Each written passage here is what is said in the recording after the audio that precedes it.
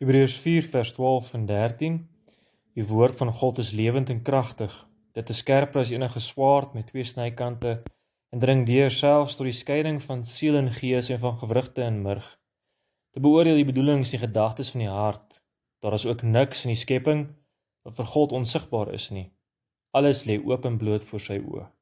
En aan hom moet ons rekenskap gee. Goeiedag julle. Hartlik welkom by nog 'n episode van Evangelisasiestasie. Dis weer 'n wonderlike voorreg dat ek en Roan Steyn daar van Gereformeerde Gemeenskapskerk in Oshakati weer lekker kan gesels oor nog 'n onderwerp oor die Heilige Gees, die feit dat die Here deur sy Gees openbaar dat hy 'n heiligmaker is en 'n lewenshersteller. So ons gaan vandag baie onderwerp fokus. Maar hartlik welkom Roan. Baie dankie. Dis 'n voorreg. Ons praat van heiligmaker en dit klink amper soos 'n baie massiewe groot woord en ons probeer nou baie slim klink vir 'n klomp mense wat nou nie teologie gaan swaat het nie. Maar heiligmaker beteken, as jy kyk na die woordjie heilig, beteken dit om afgesonder te wees, om in diens van die Here te wees. So jy leef nie, jy lyk nie soos die wêreld nie.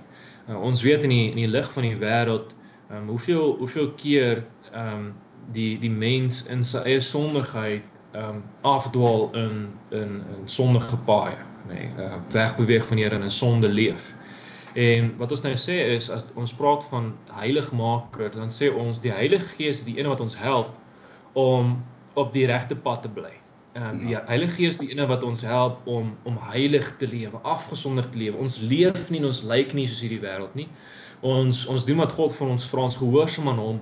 Ons gee gehoor aan sy woord, want sy woord is ons oortuig is die waarheid, die absolute waarheid, wat van God self afkom, wat getuig oor wie God is, en die almag en die werke van wie God is, en natuurlik die groot troos wat ons in die Here kry, en is die Heilige Gees wat ons dan die vermoë gee om elke dag die pad van heiligmaking te stap, elke dag nog meer en meer te groei in ons verhouding met die Here. Want onthou, ons as gelowiges glo nie dat ons volmaak is nie. Ons glo nie dat ons nou tot bekering gekom het en nou is ewe skielik ons die maklammetjies en daar's geen meer fout en ons is so wit so sneeu nie. Dis glad nie wat ons sê nie.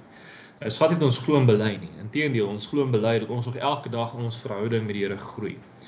Baie mense sal sê, baie ongelowiges, val altyd die kerk aan, en ek dink, Roan, jy sit wel seker op die argument en aanval gehoor het in die kerk, maar daar sit 'n klomp skynheiliges wat daar in die kerk sit.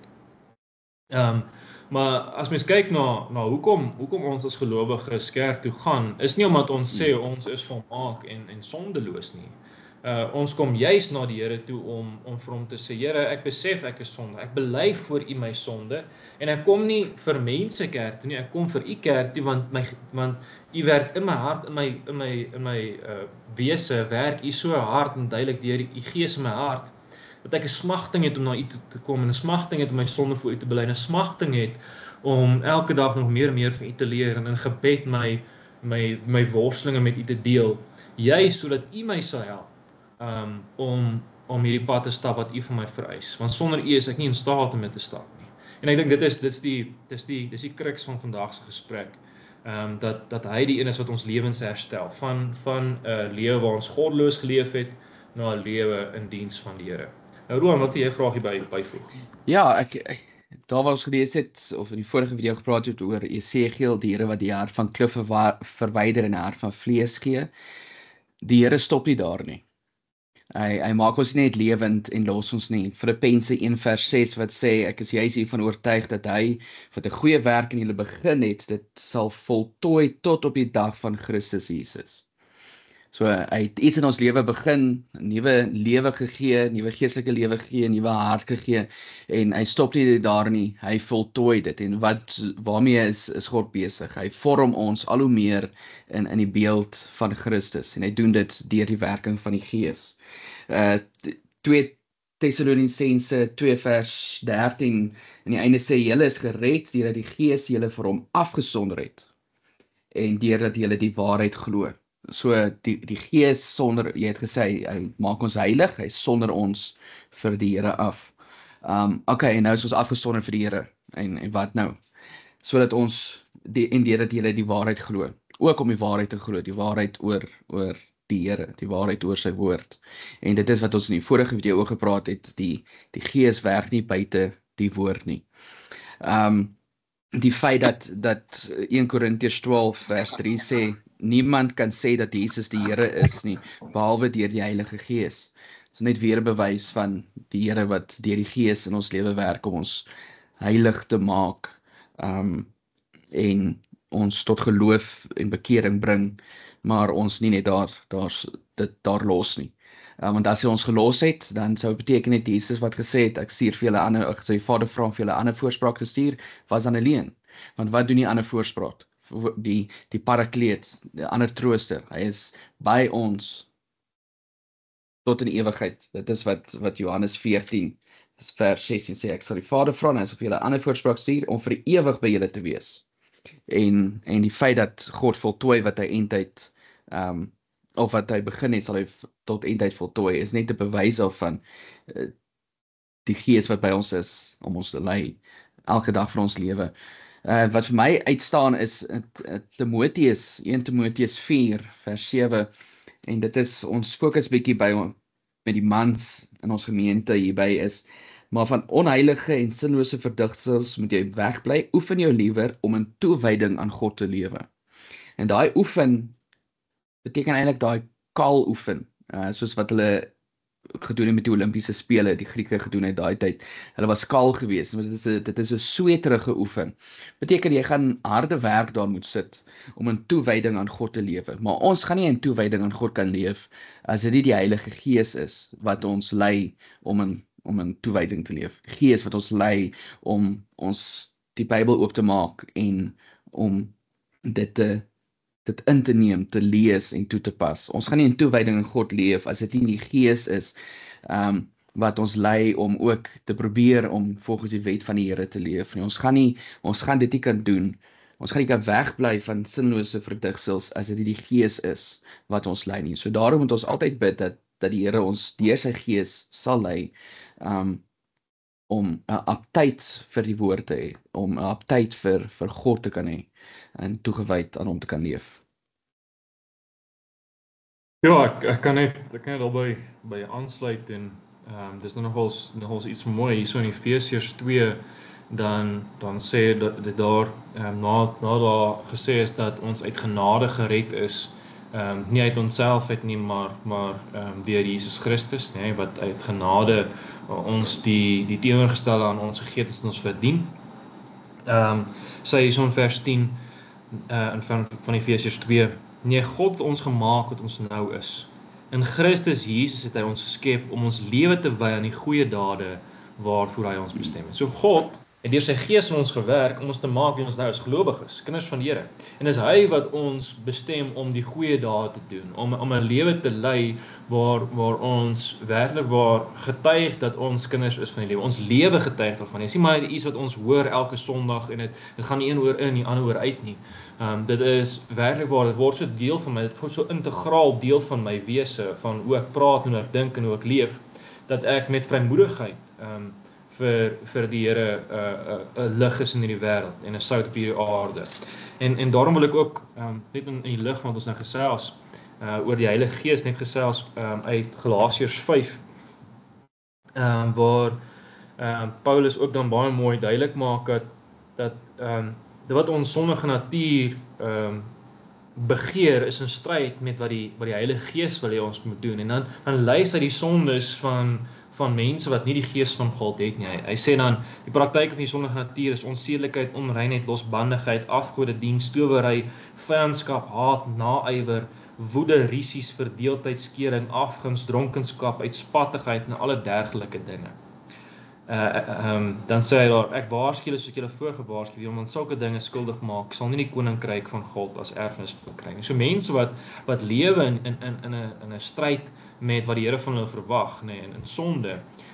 Hier sê die Here kragtig, maar hierdie mense gaan nie die koninkryk van God in nie. Nee, mense wat daarin volhard sal dit nie so wat nie ingaan nie. Maar dan hoor ons van die vrug van die Gees. Wat is die vrug van die Gees? Hoe weet ek die Heilige Gees woon en werk in my? Hoe weet ek die Here is besig om my elke keer stukkie vir stukkie, elke dag stukkie vir stukkie meer om te laat groei, meer kennis van hom op te doen en meer van hom te leef en gehoorsaamheid aan wat hy vir ons vra, dan hoor ons. Dis wanneer die vrug van die Gees in ons lewens werk en ons hoor nou wat gebeur, wat sien ons in ons lewens raak, wanneer die Gees in ons werk. Daar staan die vrug van die Gees, vers 22 van Galasiërs 5, is liefde, vreugde, vrede, geduld, vriendelikheid, goedhartigheid, getrouheid, nederigheid en selfbeheersing.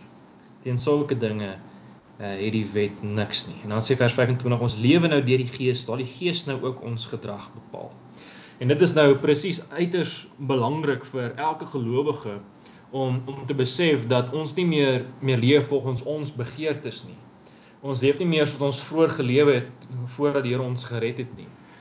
Ons leef nie meer soos wat ons geleef het toe ons nie God geken het en nie met God op pad gestap het nie. Nee, ons lewe getuig nou dat die Here waarlik ons gered het, dat hy waarlik ons deel gemaak het van sy verlossing, ons sy kind gemaak het en dat sy Gees nou in ons ingestort is en in ons hart en ons lewens werk, om dan hierdie absolute smagting, soos wat 2 Petrus of 1 Petrus 2 eintlik sê, die smagting na die woord van God so pasgebore babatjie kan plaas, want die smagting om werklik waar met die Here 'n verhouding te hê en 'n gesprek met hom te leef, Bybel te lees, huisgodsdienst te doen, katekisasies te gaan, eredienste toe te kan gaan om daar deel te neem in die eredienst, nie by te woon, nie deel te neem, om die Here te eer en in 'n gesprek met hom daar te wees, waar ek na sy woord ook luister en toegerus word, soos Efesiërs dan ook vir ons dan sê, toegerus te mag word daar in teenwoordigheid van die Here, om uit te gaan in die wêreld en 'n verskil te kan maak, uit te gaan in die wêreld en nie my eie wil uit te leef nie, maar die wil van God. En ja, ek dink dis die belangrike van wat mense nou praat oor die Gees wat 'n mens se lewens herstel.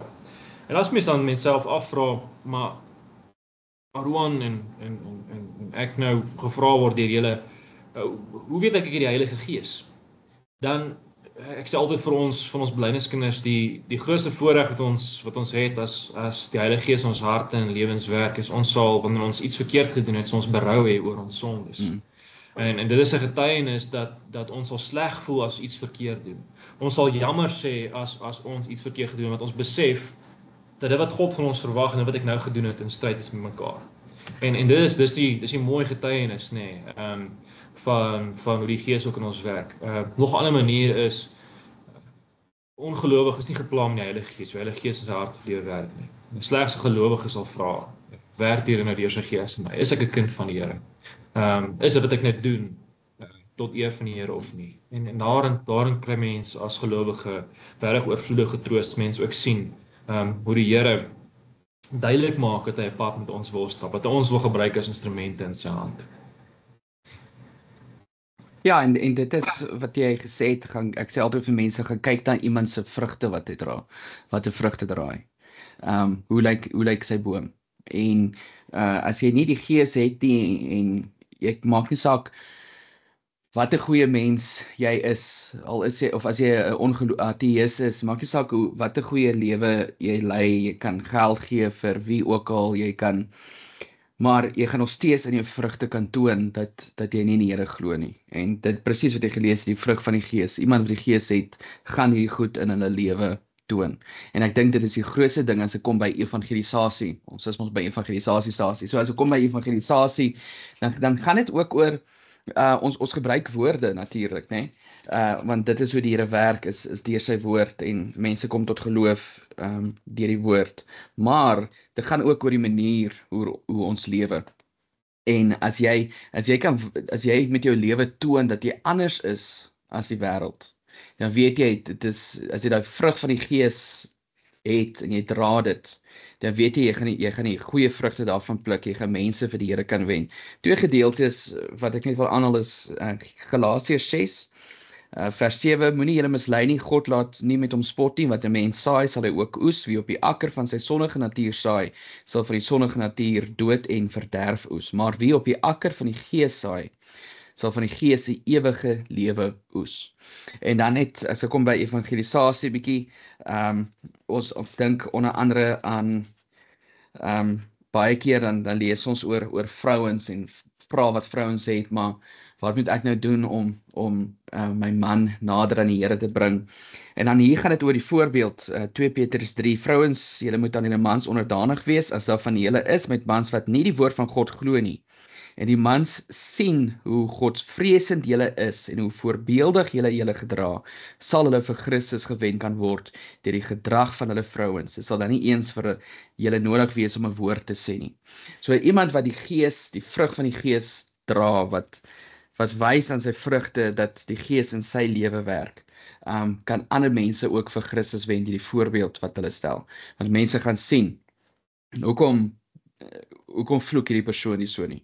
Hoekom is hierdie persoon gelukkig al het hy nou iemand aan die dood afgestaan? Hoekom is hierdie man gelukkig al sit hy sonder werk? Of hoekom getuig hy nog steeds van die Here se goedheid al het hy alles in sy lewe verloor? Want dit is die Gees wat in daardie persoon se lewe werk. En dan gaan ander mense sê, maar ek wil ook so wees. Ek wil ook so gelukkig wees. Ek wil ook hierdie vrede kan hê.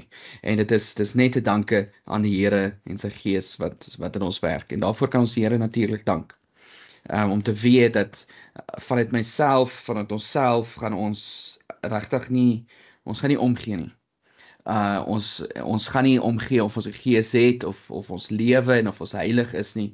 Maar die Here kom, hy verander ons harte, hy gee vir ons sy Gees, sodat ons al hoe meer in Christus se beeld gevorm kan wees, sodat ons ook kan sê, maar ek wil die Here dien, ek wil in toewyding leef, ek wil hierdie goeie vrugte dra, ek wil liefde en vreugde en vrede, geduld, vriendelikheid, goedhartigheid, getrouheid, nederigheid en selfbeheersing toon. Ek wil, en dit is alles gelukkig deur die Gees. En die feit dat gelowiges wil aanhou groei. Dit is 2 Petrus 3 vers 18 wat sê, sorg dat julle aanhou groei in die genade en die kennis van ons Here Jesus Christus. En dit is alleen deur die werk van die Gees.